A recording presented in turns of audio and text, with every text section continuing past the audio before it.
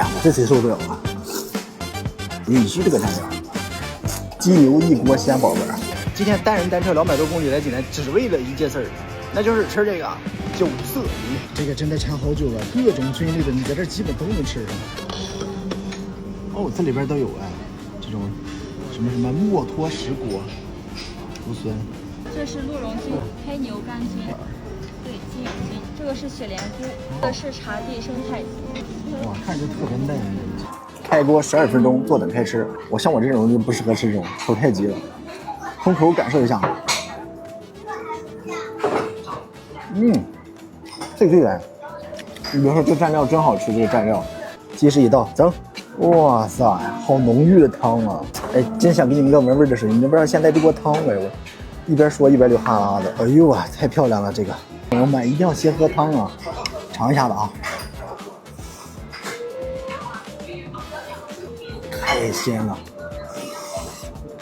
蘑菇的那个鲜辣味，然后它这个鸡的话，感觉把那个鸡油它都给你逼出来，你懂吗？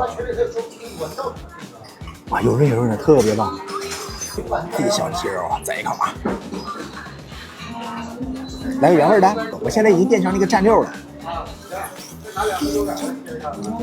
哇，嫩乎，太嫩了这个。来吧，别整那些没用的。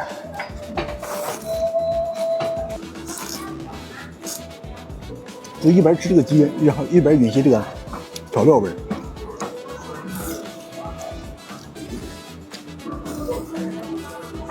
说实话，我就冲这个蘸水，我也会在，就这么夸张。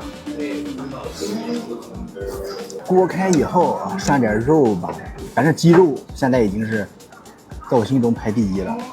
这小牛肉，食材都差不多情况下，你就考验这个锅底，考验这个蘸水了。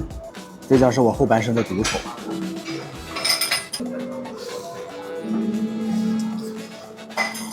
这口牛肉下去，你再顺口汤，多少有点暴躁，但是真的控制不住。鸡牛一锅鲜宝贝儿，我现在很期待就这个了。